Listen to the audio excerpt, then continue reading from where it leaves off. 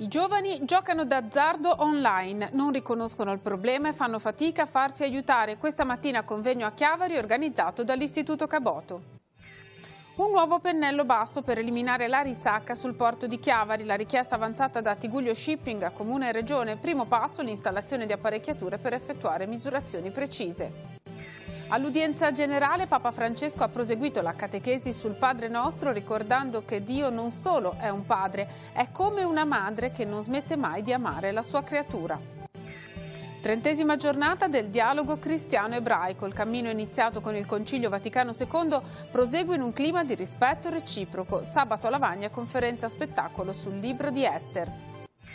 Manarola illumina la sua collina nel ricordo delle vittime di Genova. Nel presepe di Mario Andreoli oltre 17.000 lampadine e un richiamo alla tragedia di Ponte Morandi.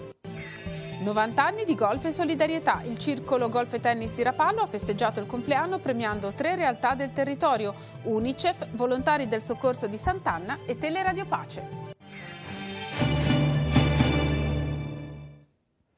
Buongiorno a tutti, ben ritrovati con la nostra informazione. Apriamo parlando di un problema grave di carattere sociale, il problema del gioco d'azzardo online, che coinvolge sempre più spesso giovani e giovanissimi, ma che è difficile da riconoscere e da affrontare, perché, come detto, si gioca soprattutto in rete e con dispositivi mobili. Inoltre è difficile aiutare i ragazzi ad uscire da questa, che è una vera e propria malattia. Di tutto questo si è parlato nel corso della mattinata nell'ambito di un convegno organizzato dall'Istituto Caboto di Chiavari. Vediamo. La dipendenza da gioco è un fenomeno più diffuso di quanto si pensi fra i giovani e i giovanissimi. Il problema è serio e sottovalutato. Se ne è parlato questa mattina a Chiavari nel corso del convegno organizzato dall'Istituto Caboto sul tema Nella gabbia del gioco, scuola e società si interrogano. Il dato riportato dagli esperti è allarmante. Nel corso dell'ultimo anno circa la metà dei ragazzi sotto i 17 anni, il 47%, ha giocato almeno una volta. Le conseguenze sulle famiglie sono pesantissime. Drammatiche perché, primo discorso, il giocatore spesso non si vuole far aiutare. Io smetto quando voglio, questa è una parola classica, no? Per cui non si vuole, se non si fa aiutare non ne esce. Ed allora la prima difficoltà è quella di trovare e di convincerlo a farsi aiutare, perché è un ammalato. Perché il giocatore si porta con sé alcune cose che sono classiche. Essere un mentitore. Per nascondere la sua patologia continua a mentire. Essere un distruttivo in termini economici. Ed essere un distruttivo anche nei confronti delle relazioni. Gli strumenti per farsi aiutare ci sono, ma i giovani che si rivolgono agli enti sono pochi. È difficile trascinare un ragazzino che venga al CERT, perché il CERT come connotazione ha quello legato alla tossicodipendenza, quindi è visto male dai ragazzini. E secondo perché i ragazzini giocano soprattutto sul discorso su internet, sul web. Quindi in casa loro probabilmente tante volte anche i genitori sono all'oscuro di questo fenomeno. I ragazzi arrivano al CERT quando la situazione si fa ancora più grave, con lo sviluppo di patologie associate all'utilizzo compulsivo dei giochi come psicosi o taglio netto delle relazioni sociali. Ma i segnali sono quelli appunto di vedi, il figlio, la figlia che sia, che comincia a ritirarsi, a uscire poco, a frequentare poco le attività che frequentava fino a poco tempo fa, che possono essere quelle sportive, vedersi con gli amici.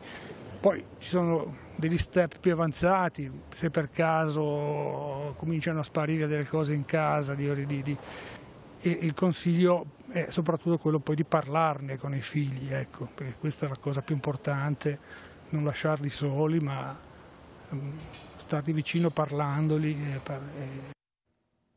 Il convegno di questa mattina è collegato alla messa in scena del testo teatrale Il giocatore di Carlo Goldoni, che sarà proposto il 22 gennaio a Santa Margherita Ligure e il 23 e il 24 gennaio a Chiavari. La rappresentazione teatrale sarà seguita da una performance sullo stesso tema a cura della Compagnia Teatrale del Caboto sotto la supervisione delle docenti Francesca Lamarca ed Iris Conti. Ieri in Regione il sindaco di Chiavari Marco Di Capua ha incontrato i vertici di Tigullio Shipping. La società che ha realizzato l'ampliamento del porto turistico ha avanzato, per ora solo verbalmente, la richiesta di costruire un pannello di massi parallelo alla spiaggia a ponente dell'approdo per eliminare la risacca. Sentiamo. Qual è stata la richiesta che ha formulato Tigullio Shipping? Ieri è stato fatto un incontro informale con i funzionari della Regione Liguria che fanno parte della commissione collaudo del porto, che è presieduta per legge regionale dal sindaco di Chiavari. Da questa riunione è emersa la necessità di installare dei mareografi, che sono dei strumenti elettronici che misurano la risacca delle onde all'interno dell'ampliamento del porto turistico di Chiavari. È stato deciso di installarli per 3 mesi. È emersa anche la richiesta verbale da parte di Tigullio Shipping di realizzare a proprie spese un pennello per la riduzione della risacca, soprattutto con i venti di libeccio che spingono le onde del mare sulle dighe che proteggono la passeggiata e poi rimbalzano verso il Porto Nuovo. Una richiesta che dovrà essere fatta alla Regione Liguria, in quanto la competenza sul demanio, sulla parte mare, è della Regione e della Capitaneria. Il Comune ha solo competenza sulle spiagge, sul demanio. Questo nuovo pennello dove dovrebbe essere realizzato? Stando alle richieste, ai modelli idraulici che hanno presentato, dovrebbe essere realizzato parallelo alla passeggiata all'altezza del molo di sottoflutto, quindi un pennello con un'altezza quindi direi bassa. Hanno fatto 2 o 3 ipotesi, i costi variano tra i 200 e i 350 mila euro. La spesa verrà coperta interamente da Tigullio Shipping, in quanto è un'opera che non era prevista nel piano finanziario del project financing, quindi se realizzata verrà tutta a carico di Tigullio Shipping. La diga foranea è più lunga di questo pennello, per cui non vi è nessuna ricaduta in termini di veduta sull'orizzonte marino. Voi continuate a puntare molto sul porto come risorsa per la città? Il porto è un'importante risorsa della città. Con la vecchia convenzione, dove il Marina Chiavari fatturava tutti i posti barca e tutti i negozi, portava al comune detratte tutte le spese degli ormeggiatori, tutte le tasse di una SRL, oltre 1.200.000 euro. Risorse importanti che hanno sempre permesso di mantenere più bassa la tassazione a Chiavari rispetto ad altre città con dei servizi più elevati. Papa Francesco questa mattina in udienza generale ha proseguito la catechesi sul Padre Nostro, invitando i fedeli presenti in aula Paolo VI a rivolgersi a Dio come fa un bambino con il proprio papà. Anche nei momenti difficili, quando camminiamo su sentieri lontani da Dio, abbandonati dal mondo, paralizzati da un senso di colpa, ha spiegato Francesco, troviamo la forza di pregare ricominciando dalla parola Abba Padre, con il senso tenero di un bambino che dice Abba Papà. Riflettendo sulla lettera di San Paolo Apostolo ai Romani, il Pontefice ha assicurato che, pregando il Signore, Dio non ci nasconderà il suo volto né si chiuderà nel silenzio, perché mai ci ha persi di vista, è rimasto sempre fedele al suo amore per noi. Ci cerca, ci ama, scorgendo in noi una bellezza, anche se pensiamo di aver sperperato inutilmente tutti i nostri talenti. Sentiamo un passaggio della catechesi. Dio ti ama anche se tu ti sei dimenticato di Lui. Dio scorge in te una bellezza, anche se tu pensi di aver sperimentato di aver sperperato inutilmente tutti i tuoi talenti. Dio è non solo un padre, è come una madre che non smette mai di amare la sua creatura. D'altra parte c'è una gestazione che dura per sempre, ben oltre i 9 mesi di guerra fisica. È una gestazione che genera un circuito infinito di amori. Per un cristiano pregare è dire semplicemente Abba, dire papà, dire babbo, dire padre, ma con la fiducia di un bambino. Domani ricorre la 30ª giornata del dialogo cristiano-ebraico, un cammino che ha preso avvio dal Concilio Vaticano II con la dichiarazione Nostra Aetate e che prosegue nel rispetto reciproco. Le chiese cristiane del Tigullio si ritroveranno sabato prossimo alle 21 nel salone della parrocchia di Maria Madre della Chiesa a Lavagna, dove si terrà una conferenza a spettacolo che prenderà spunto dal libro di Ester. Il tema è stato oggetto di approfondimento nel corso della nostra trasmissione direttamente su. Vediamo. Il dialogo prosegue, ma quali sono oggi i luoghi del dialogo? Il dialogo ebraico-cristiano dal Vaticano II in poi ha continuato il suo cammino tra momenti più felici, momenti meno felici, e comunque ci sono dei luoghi importanti che hanno conservato appunto l'entusiasmo iniziale. Uno di questi è il monastero di Camaldoli. Altri luoghi sono rappresentati dalla rete delle amicizie ebraico-cristiane che in Italia in maniera particolare sono molto attive, a cominciare dall'amicizia ebraico-cristiana di Firenze, che è stata la prima costituita ancora prima del Vaticano II. Perché il libro di Ester è così importante nella spiritualità e nella vita della comunità ebraica? Perché esprime tutta la complessità, i pericoli, i rischi e anche però le sfide che sono della vita degli ebrei nella diaspora. Invece questo testo ci dice che come anche i momenti più drammatici possono essere superati proprio attraverso l'esperienza di fede e attraverso però anche una iniziativa personale in cui la fede si affianca all'opera dell'uomo. Un libro del Primo Testamento, quindi anche per noi è importante, ecco, ed è una figura femminile,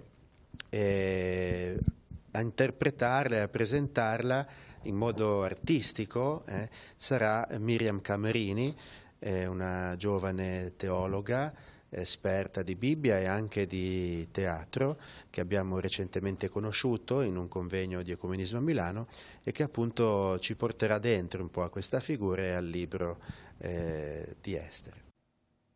Manarola si è illuminata nel periodo natalizio grazie alle 17.000 lampadine del presepe realizzato sulla collina da Mario Andreoli. Quest'anno l'installazione ha ospitato anche un ricordo delle vittime del Ponte Morandi. Non poteva non tendere una mano a Genova, il presepe di Manarola. L'edizione realizzata per il Natale 2018 sulla collina a picco sul mare delle Cinque Terre ha ospitato anche il ricordo della città ferita dal crollo del Ponte Morandi.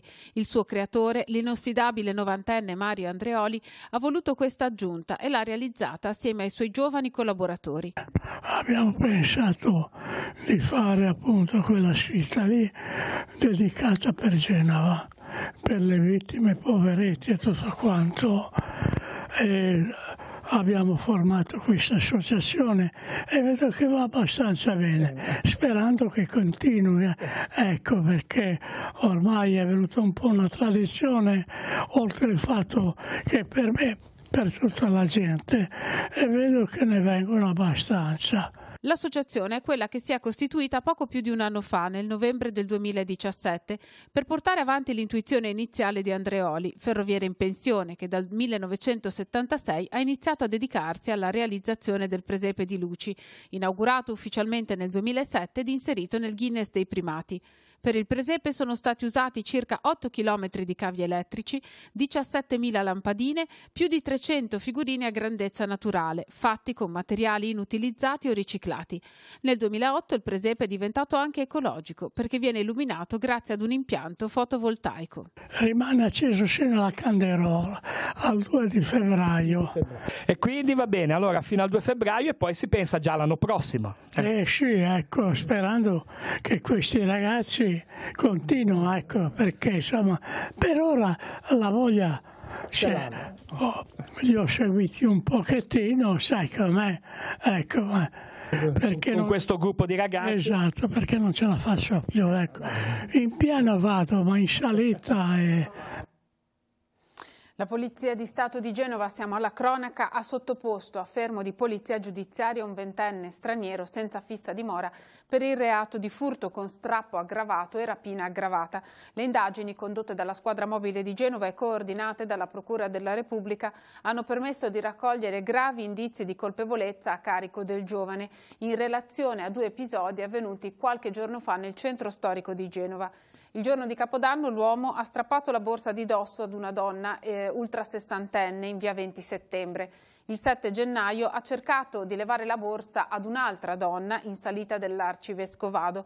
In questo caso però la signora ha opposto una decisa resistenza. Ne è seguita una colluttazione nel corso della quale il 20enne è riuscito a portar via il portafogli alla donna. In entrambi i casi l'uomo è riuscito a fuggire, ma è stato ripreso dalle telecamere di videosorveglianza ed è stato tradito dall'abbigliamento che indossava, che lo ha reso riconoscibile. Rintracciato in via San Luca, è stato sottoposto a fermo e condotto in carcere a disposizione dell'autorità giudiziaria. Sono in corso ulteriori indagini per verificare l'eventuale responsabilità del giovane per altri fatti analoghi. Ora la rassegna stampa, poi abbiamo altre notizie e aggiornamenti. Avvenire titola Il vero terremoto, nuove scosse in Romagna, ma dopo anni il centro Italia è devastato, è vittima di una ricostruzione lenta e inefficace da Amatrice alle Marche, paura e pochi danni a Ravenna, ma nelle zone colpite nel 2016 la situazione invece è drammatica. Questa è la foto di un campo di terremotati con la neve in questo momento ad Amatrice. Brexit, no inglese all'intesa, May bocciata alla Camera, Juncker ora si pente sulla Grecia, Salvini e Di Maio vanno all'attacco anche di Draghi. E intanto dall'Honduras parte un'altra carovana e una sfida a Trump agli Stati Uniti, una carovana con 500 persone partite alla volta degli Stati Uniti dall'Honduras. Ancora un attentato terroristico, assalto di Shabab, il terrore a Nairobi, almeno 7 le vittime nell'attacco di un hotel in Kenya. Rapporto Caritas, Roma è più povera, morto un altro clochard, e il Papa anche robot nella bioetica globale. Andiamo a vedere all'interno una bioetica globale per l'era della robotica. Il Papa estende la riflessione della Chiesa alle sfide di medicina e scienza per l'uomo e alla Pontificia Accademia per la Vita consegna nuovi impegni per i suoi 25 anni. E la presentazione paglia a essere messo in gioco è un nuovo rapporto con il mondo. Secolo XIX, Brexit e crisi a Londra, May perde il voto chiave sull'accordo con l'Unione Europea, una valanga di no alla Camera dei Comuni contro il trattato sull'addio, smacco per la Premier, e poi ancora Gaza, assediati 3 carabinieri nella sede dell'ONU, Hamas pensavano fossero spia israeliani, sparati anche alcuni colpi. Mattarella, il Presidente della Repubblica, torna a Genova per l'omaggio a Guido Rossa, il sindacalista della CGIL ucciso dalle Brigate Rosse il 24 gennaio del 1979, proprio 40 anni fa. E poi ancora Kenya, l'assalto jihadista fa strage dell'hotel dei VIP. E sopra 2 notizie dal territorio: l'appuntamento di Chiavari del prossimo fine settimana, la fiera di Sant'Antonio conterà i partecipanti, ATP contro evasori violenti sui bus controllori e bodycam. Andiamo a vedere nelle pagine del Levante: bus e controllori, arrivano le telecamere, ATP dichiara guerra a evasori violenti, 5 occhi elettronici montati su ogni corriera, altre telecamere saranno installate sulle pettorine degli addetti alle verifiche. E intanto 9.000 sanzioni nel 2018 con denuncia per i recidivi, le corse senza il biglietto. Chi paga subito se la cava con 40 euro, chi non lo fa rischia di sborsarne 208 di euro. Via al porta a porta per locali e negozi a Rapallo, arriva il badge Apri Cassonetti, da febbraio con l'ingresso di Aprica, nuovo spazzamento, obiettivo portare la differenziata almeno al 65%.